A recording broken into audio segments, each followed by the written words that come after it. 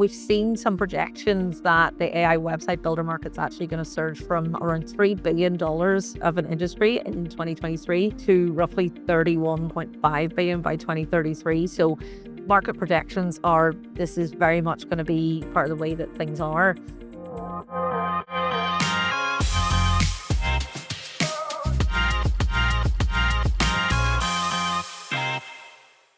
Hi guys, welcome back to another ProfileTree episode of the podcast. Today I am joined with Dylan and Michelle, special guest appearance from Michelle actually.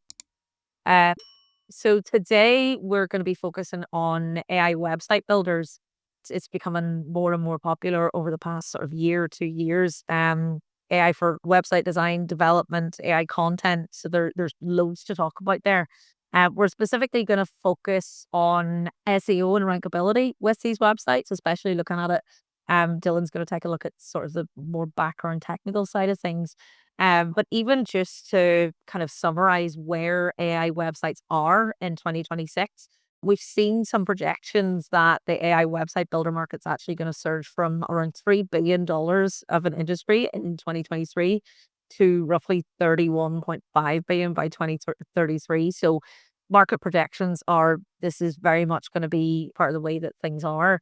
We have seen, some sort of initial feedback from marketers, digital marketers especially, reminding people that AI shouldn't be a replacement for humans, but more of a collaborator. And while obviously AI website builders can do things like the code, the layout and initial drafts, a lot of people are still saying that humans are really, really vital for brand storytelling or emotional intelligence and complex UX strategy.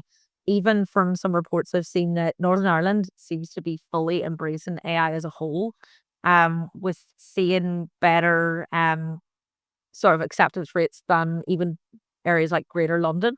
We're looking at 40% use in Northern Ireland versus maybe about 35% in Greater London.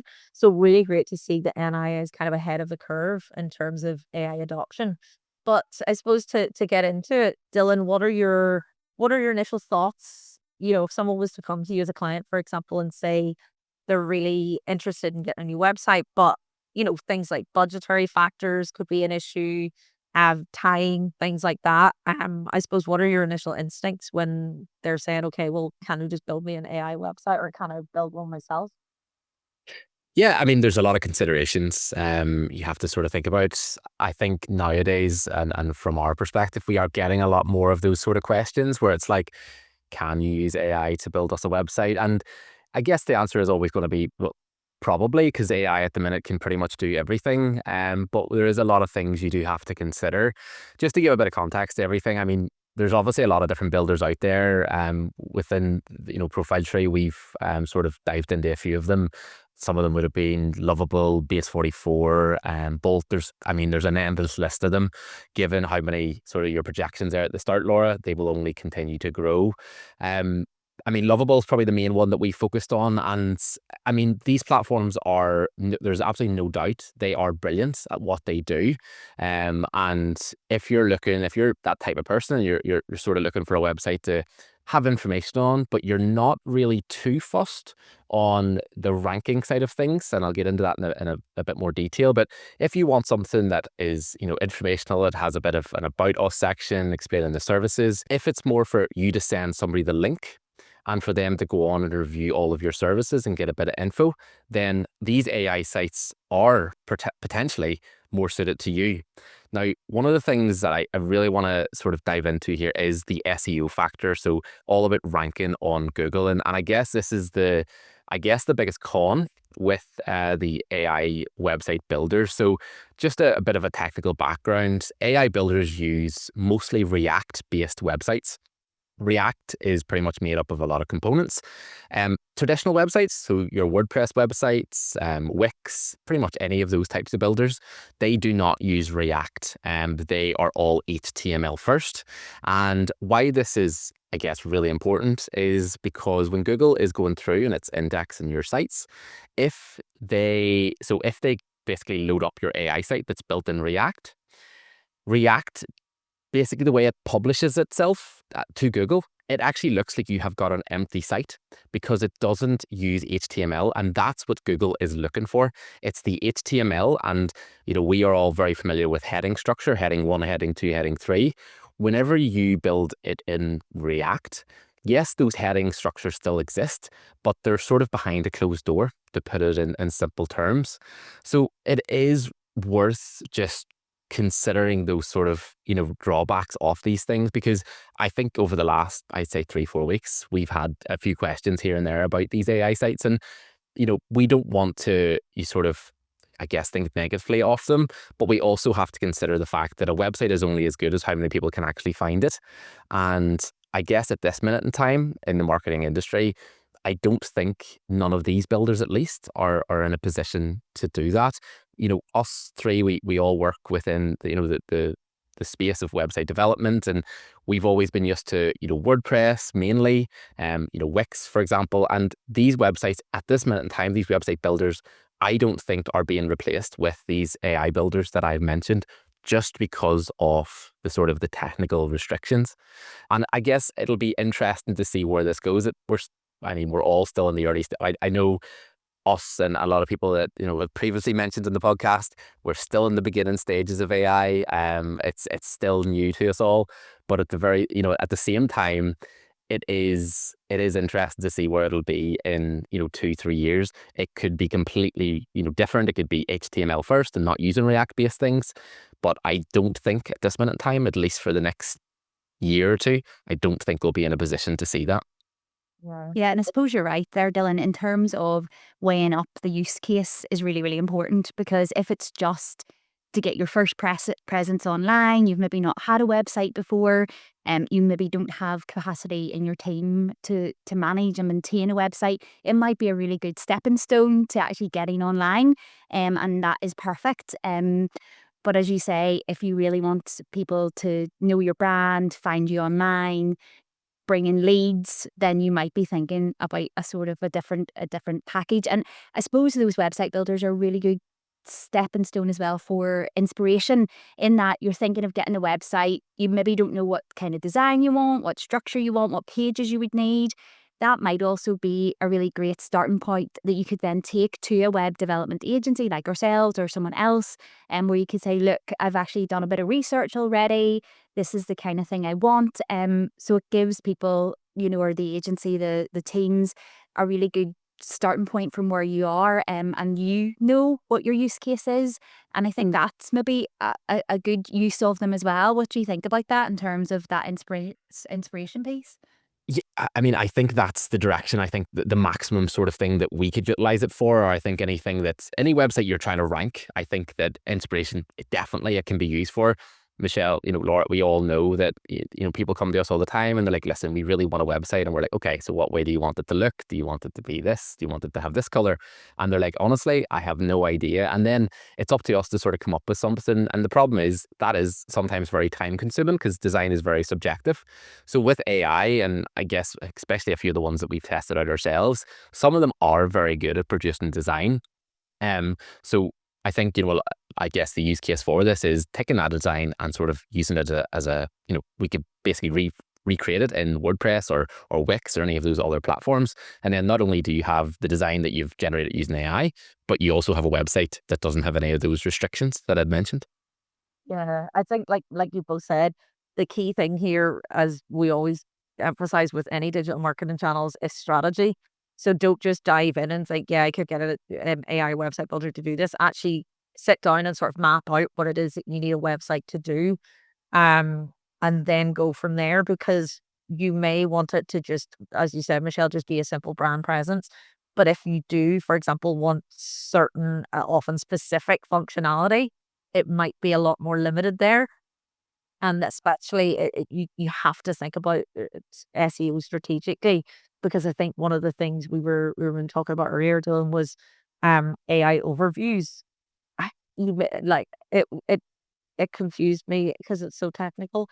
But what was one of the points you made? Because obviously SEO is very, very important, but we're also seeing a massive surge, or I suppose a drop in sort of organic traffic from search rankings. What what is the kind of impact or considerations when it comes to AI overviews with regards to AI website builders? Good point.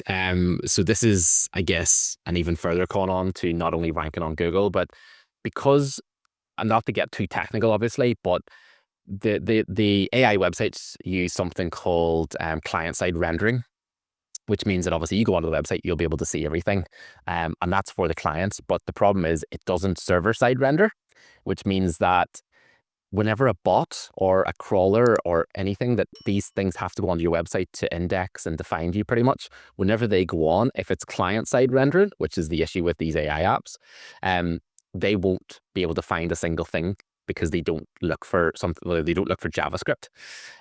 So you're absolutely right.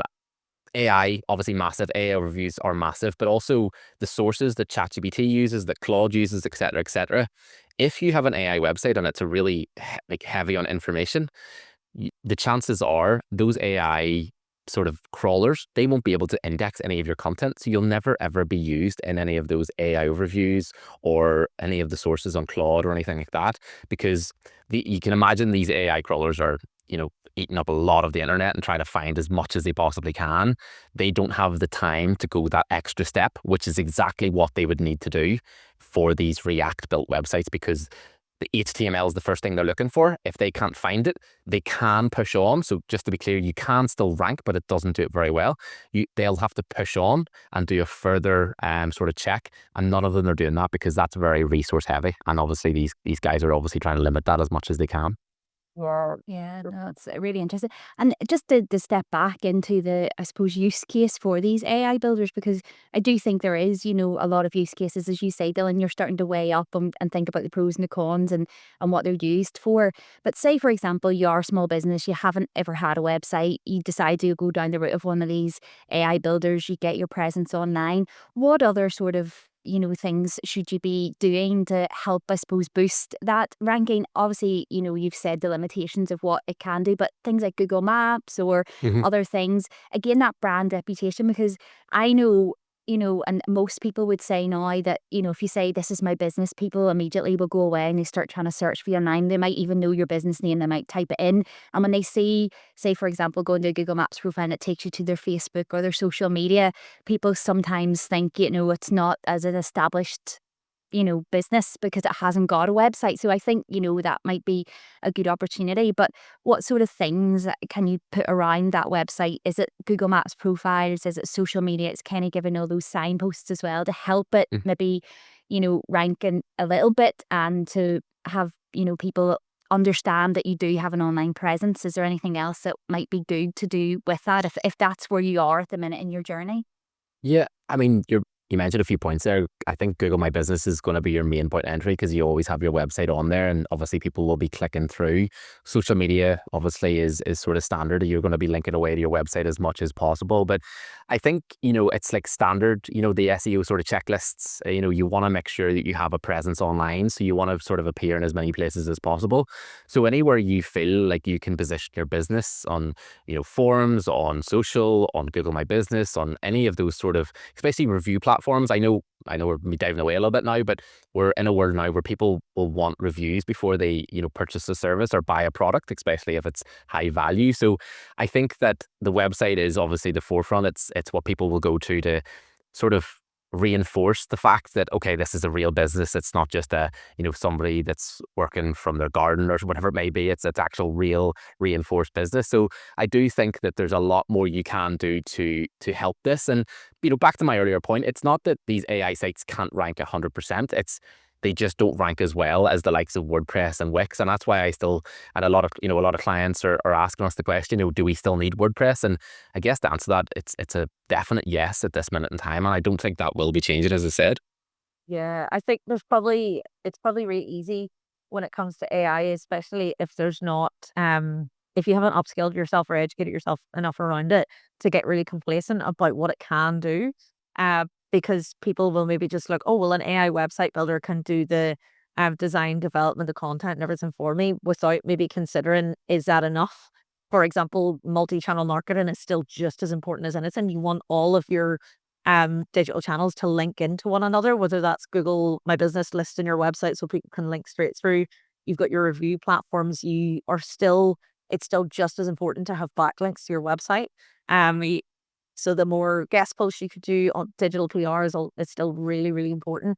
And also even thinking about the content itself, because yeah, it's fantastic that these builders like Lovable and Base 44 can do everything sort of in-house. But it doesn't detract from the fact that we're still saying the same thing we would have been saying about SEO 5 years ago, which is anyone could write your content for you. Anyone could write content that ranks. But what's really going to make the massive difference in terms of its impact is your own tone, your brand identity, and putting your own voice behind it. Because without that, it's never going to be truly authentic, and it's actually never going to match up to Google or major search engine standards in terms of what it needs, both to rank in traditional search engine rankings and also to sort of end up in their AI overviews. Yeah, no, you're absolutely right. And that's the thing. People think because of AI introduced into, websites and the whole side of marketing, really, they think that the old legacy sort of things don't matter. You mentioned backlinks there. Backlinks are as important as they ever were, if not even more, because it's a way Google can basically make it a little bit more difficult, I guess, for businesses to rank in high positions if they aren't authentic and they're not, obviously producing high quality content and things like that. So I think all of those things still matter, and they have a heavy impact on the way your website ranks, depending on it doesn't matter if it's on WordPress or if it's on one of these AI platforms. It really doesn't. It's, them things will still add up, and it'll still make a massive difference to how you rank. And obviously that makes a difference to the business overall.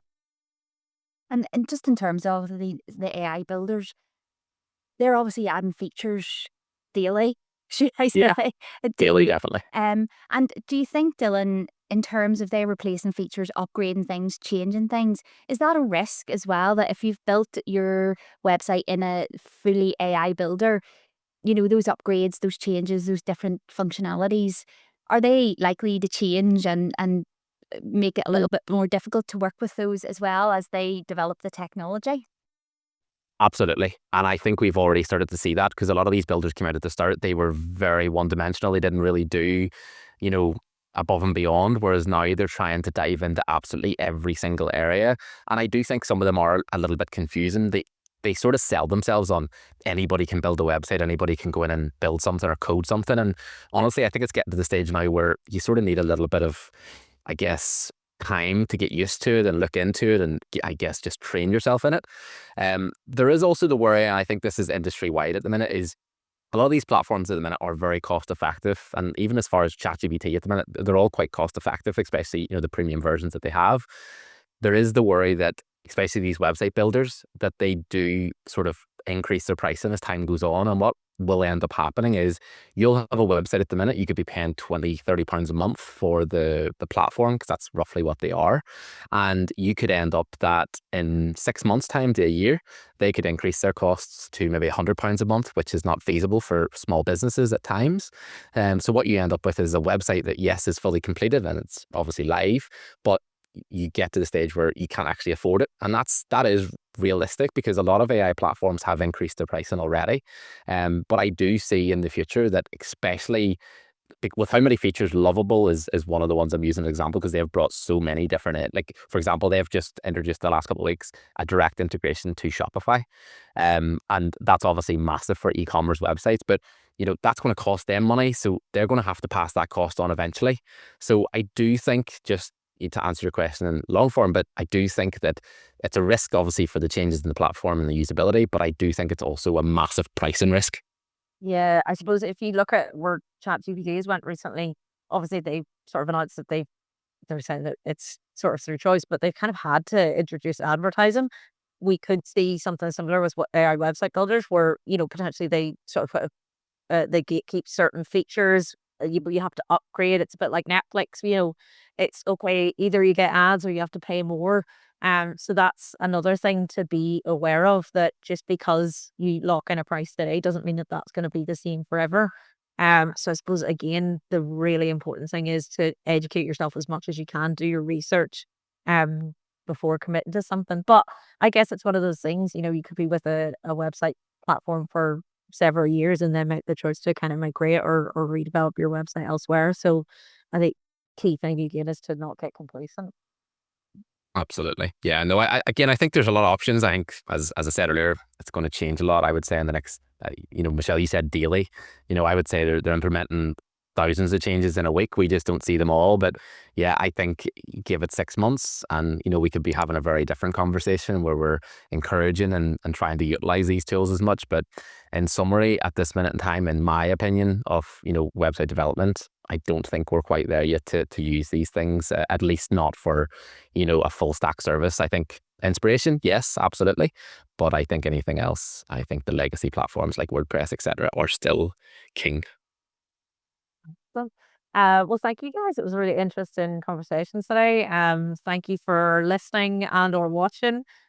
Please like and subscribe to the channel and leave us some comments if you've got any thoughts, feedback, or maybe any other interesting topics that you'd like us to cover. See you next time.